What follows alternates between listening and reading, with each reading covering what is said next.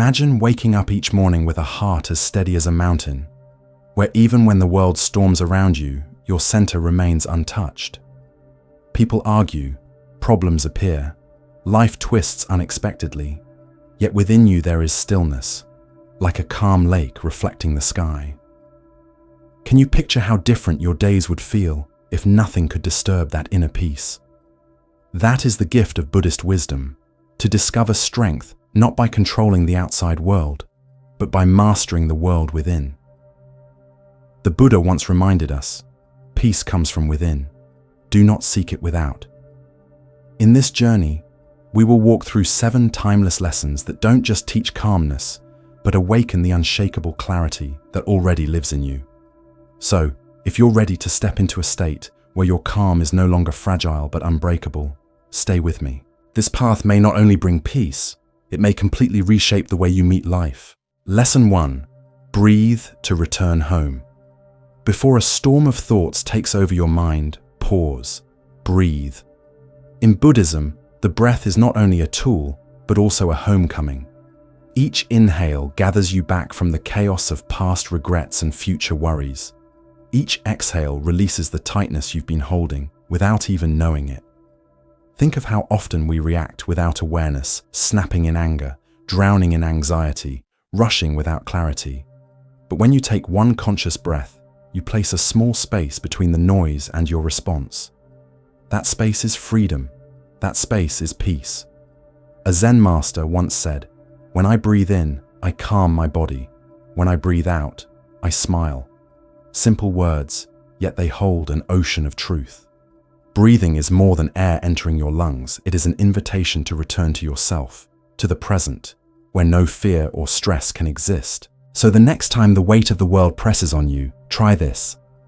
Close your eyes, draw in a slow breath, feel your chest rise, and release it gently.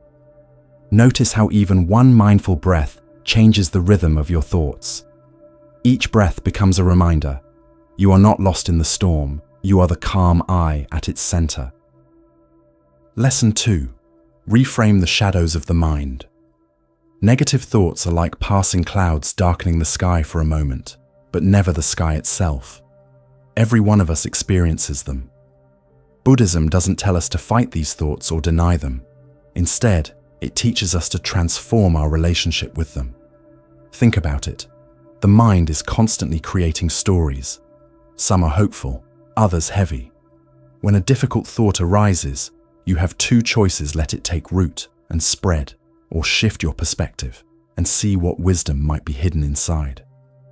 This shift is what Buddhists call reframing. Imagine you fail at something important. The first instinct is often, "I'm not good enough. This is terrible." But pause and ask instead, what is this teaching me? What strength can I uncover through this? Suddenly, what once looked like a closed door becomes a doorway to growth. Reframing doesn't mean pretending life is perfect or ignoring real pain. It means recognizing that every struggle carries a seed of transformation. The Buddha reminded us, we are shaped by our thoughts. We become what we think. If we choose to shape our thoughts wisely, we choose the shape of our lives. Picture your mind as a garden. Each thought is a seed. If you nurture seeds of kindness, gratitude, and hope, they blossom into peace and clarity. But if you allow the weeds of negativity to dominate, they spread quickly, choking out joy. The next time a negative thought arises, don't fear it. Simply notice it, then plant something better in its place. With practice, you begin to see the world not through the lens of problems, but through the lens of possibilities. And that shift changes everything. Lesson 3. Detach or be swept away by chaos. Life never unfolds in a straight line. Deadlines pile up, conflicts erupt, loved ones disappoint, and unexpected storms appear. If every ripple of chaos controls your emotions, you become like a small boat in a raging sea tossed around, gasping for stability. But Buddhism offers another way, the path of emotional detachment. Now, detachment doesn't mean becoming numb, cold, or indifferent. It means becoming the observer of your emotions rather than the prisoner of them. Instead of saying, "I am angry," you begin to notice, anger is passing through me. That simple shift from identification to observation creates space between who you are and what you feel. And in that space, peace is born. Think of emotions as waves. Some are gentle ripples, others rise like towering storms. Most people are swept away, drowning in anger, fear, or grief. But with emotional detachment, you become the anchor on the ocean floor, steady, unmoved, watching the waves rise and fall with. Lesson 4. Reframe challenges or be crushed by them. Life doesn't unfold without tests. Illness, financial strain, broken relationships, or disappointments at work. They arrive whether we invite them or not. The question is never, will challenges come, but how will I meet them? Buddhism teaches us that the way we frame these difficulties determines whether they crush us or carve us into something greater. Think of a challenge as a heavy stone. If you strap it to your back and complain about its weight, every step becomes unbearable. But if you place that same stone beneath your feet, it becomes a stepping stone, lifting you higher with each struggle. The rock hasn't changed, only your relationship to it has. The Buddha reminded us through a beautiful metaphor. In the confrontation between the stream and the rock, the stream always wins, not through strength, but by perseverance. A river doesn't break the stone with force, it simply flows, patient and steady, until even the hardest surface softens. In the same way, challenges are not meant to stop you, they are meant to shape you. When hardships strike, instead of asking, "Why me?" try asking, "What is this teaching me? How is this strengthening me?"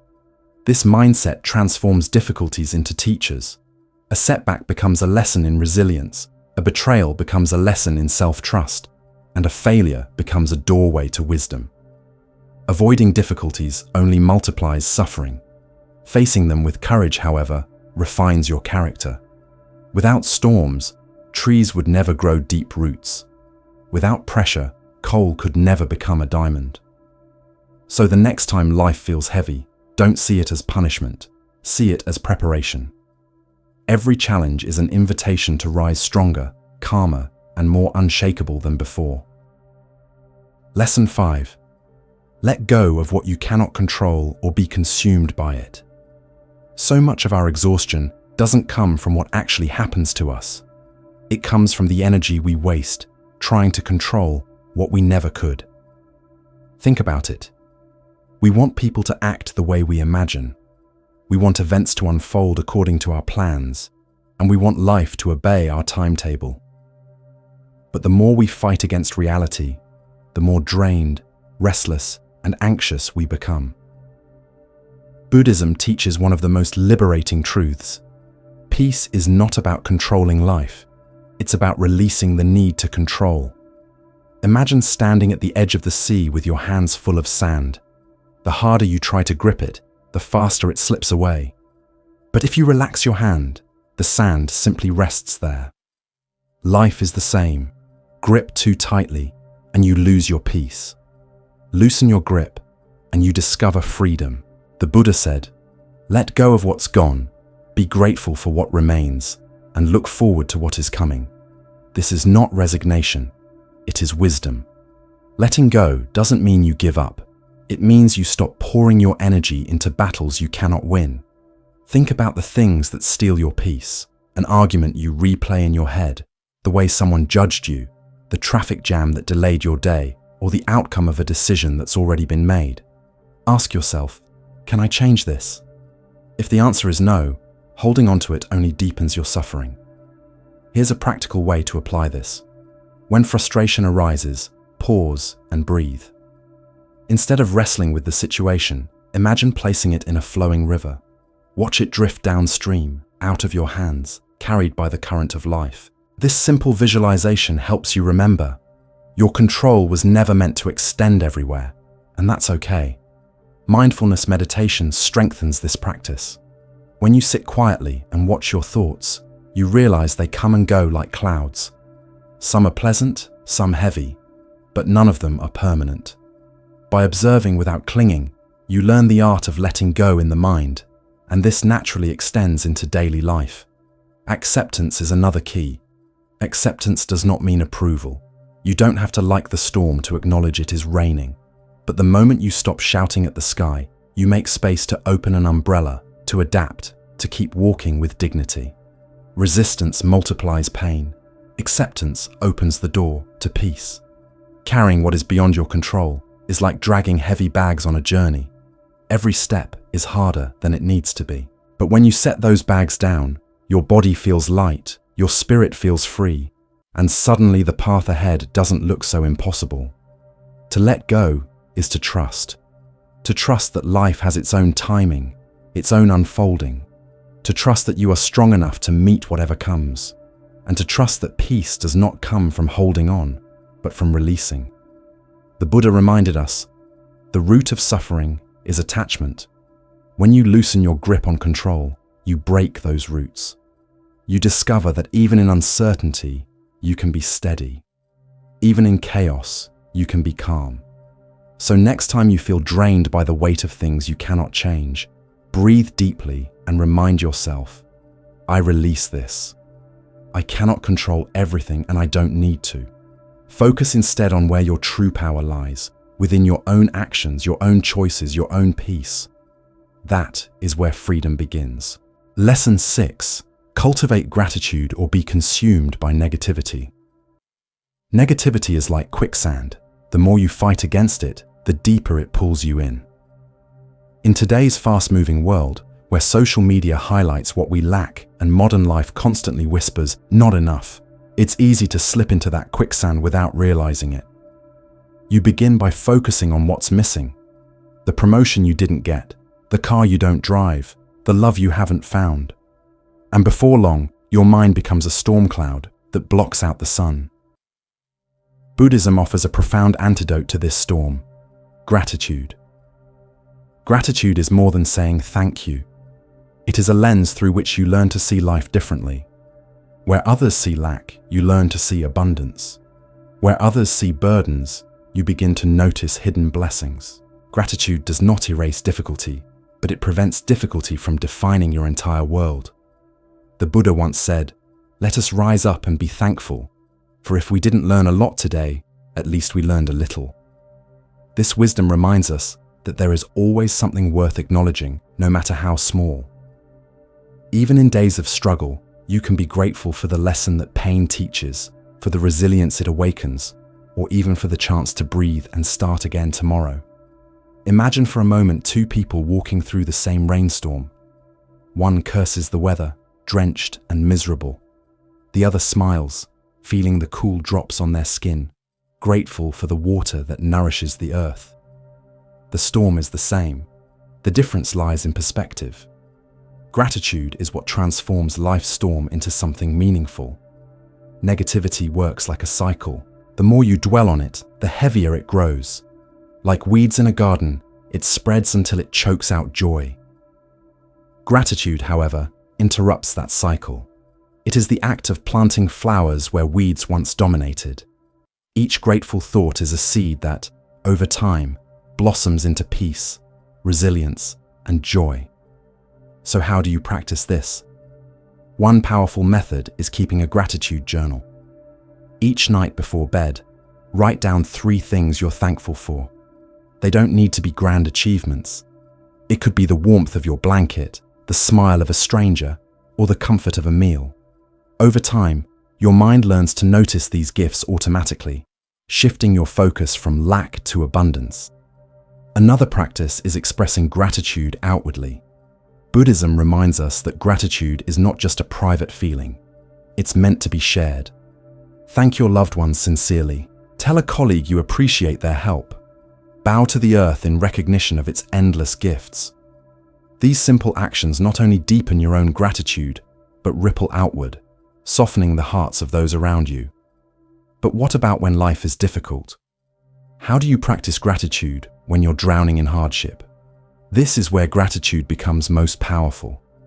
Suppose you are struggling at work, facing stress and setbacks. It is tempting to drown in frustration, yet even here, gratitude can be found.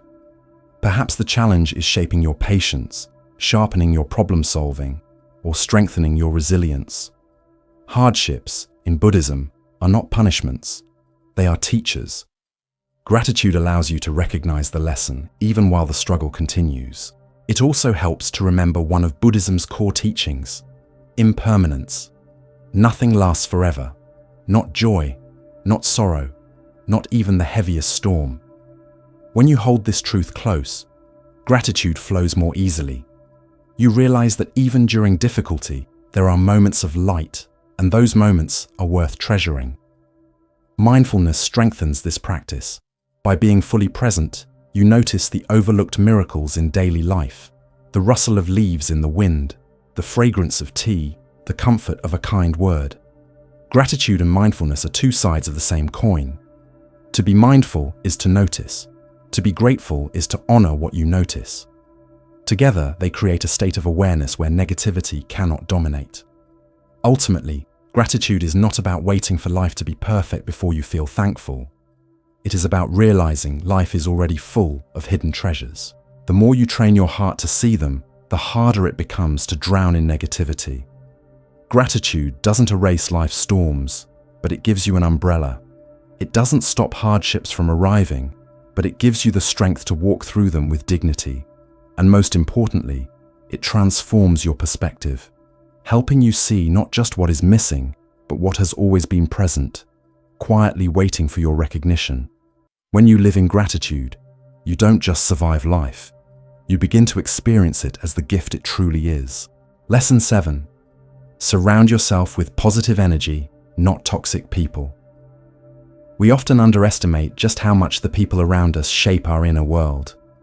Their words, moods, and actions seep into our minds, either uplifting us toward peace or pulling us into negativity. In Buddhism, this truth is emphasized repeatedly. The company you keep is not a small detail. It is a powerful force that can influence your path to peace or your slide into suffering. Think about it. You've likely met people who feel like a storm, constantly complaining, gossiping, or radiating negativity. Spending even an hour with them can leave you exhausted, anxious, or questioning yourself. These are the people Buddhism warns us to be mindful of. Toxic relationships may not wound the body, but they can wound the heart and the mind. As the Buddha said, "An insincere and evil friend is more to be feared than a wild beast." A wild beast may wound your body, but an evil friend will wound your mind. But this lesson isn't only about avoiding negativity.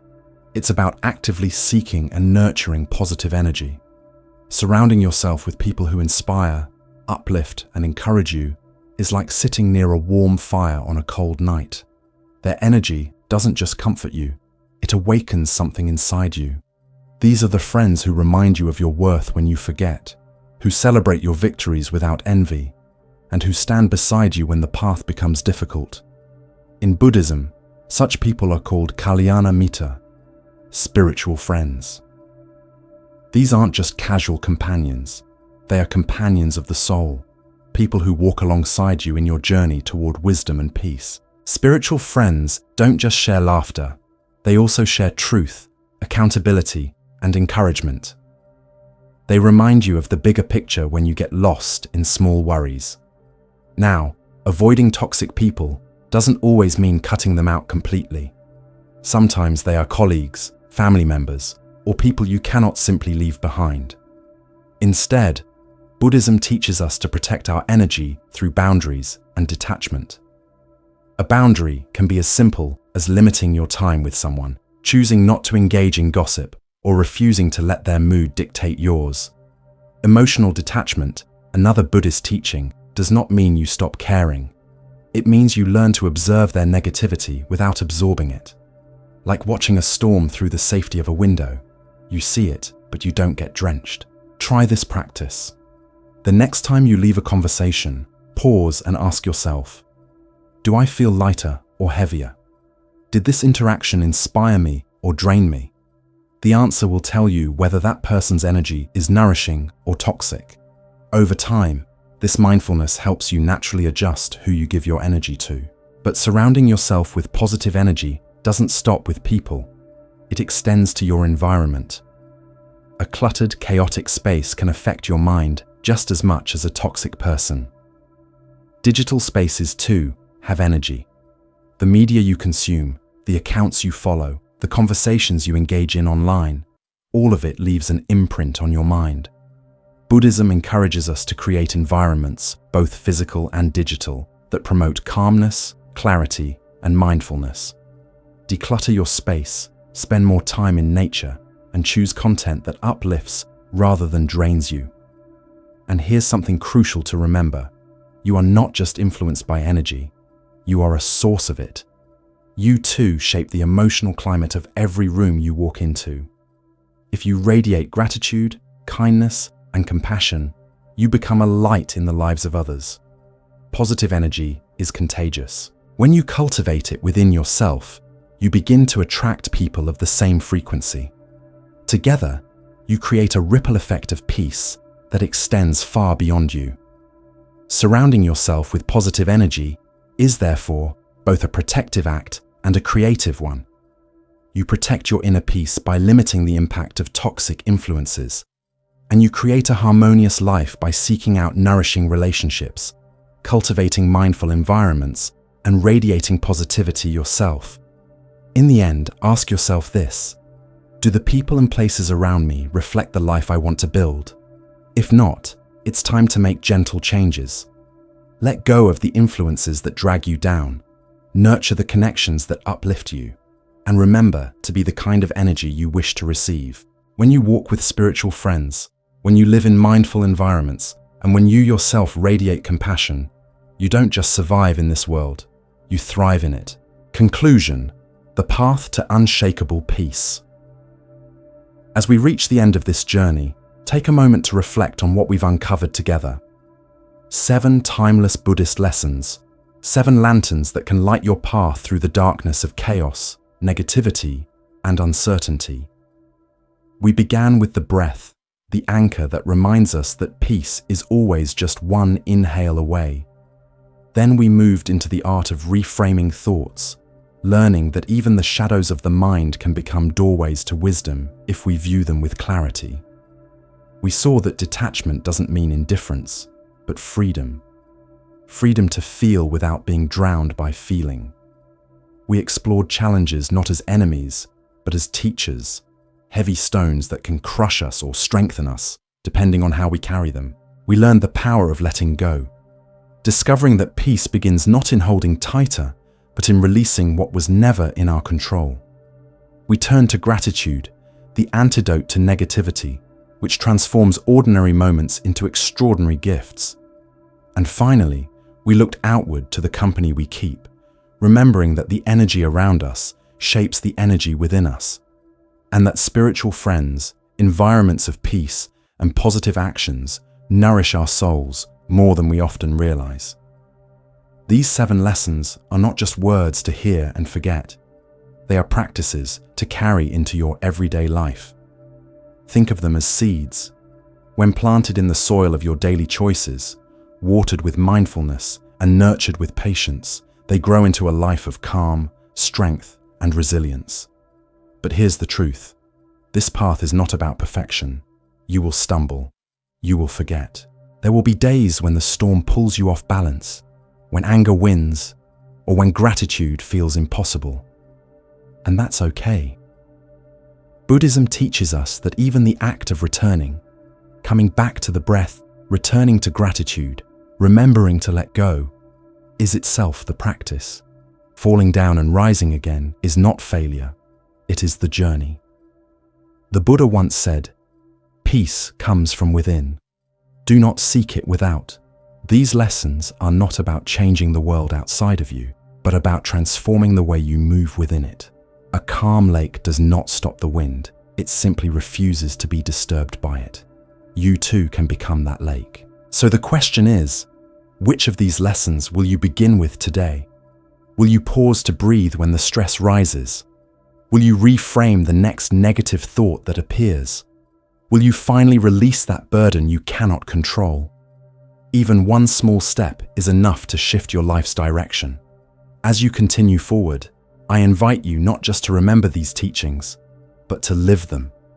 Carry them into your mornings, your relationships, your challenges, and your quiet moments of reflection. And if this journey has brought you even a small sense of peace, consider walking further with us. Subscribe to this channel, not just to watch another video, but to join a community devoted to wisdom, calmness, and awakening. Together, as we practice these truths, we create ripples that extend beyond us. Your peace becomes the peace of those around you. Your clarity becomes clarity for your loved ones, and your growth becomes an offering to the world. The path of peace is not a destination. It is a way of living, a way of being, and it begins now with you.